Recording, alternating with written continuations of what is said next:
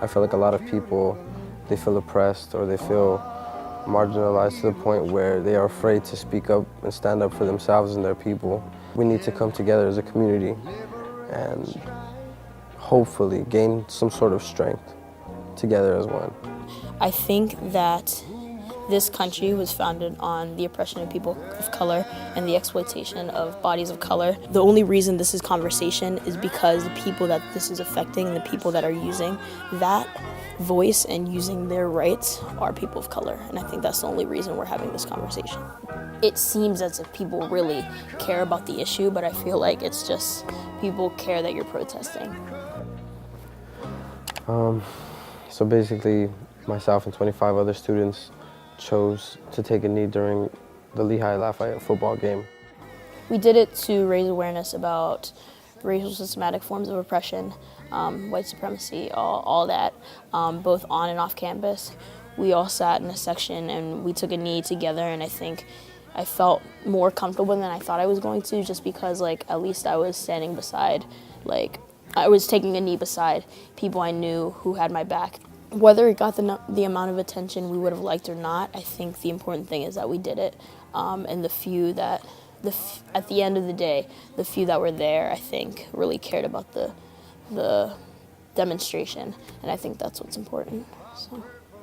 I feel like this is one of the best ways to demonstrate the way people of color across campus feel frustrated with just racial injustice in this country. We are just bringing attention to the fact that things are unequal in this country, and especially on this campus.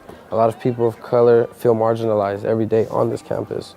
For me personally, being, I guess, dark-complected, relatively, I've experienced many microaggressions throughout my time at Lehigh, my first semester as a freshman, up until yesterday.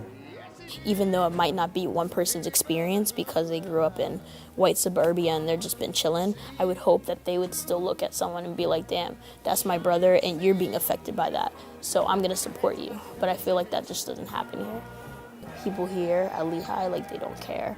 So even though it happened, there wasn't really much attention, and if there is, people are gonna care about it for maybe 2 seconds, and then they're gonna go back to their privileged lives, they're gonna go back to the Hill, they're gonna go back to the business classes, back to the engineering classes, back to not caring.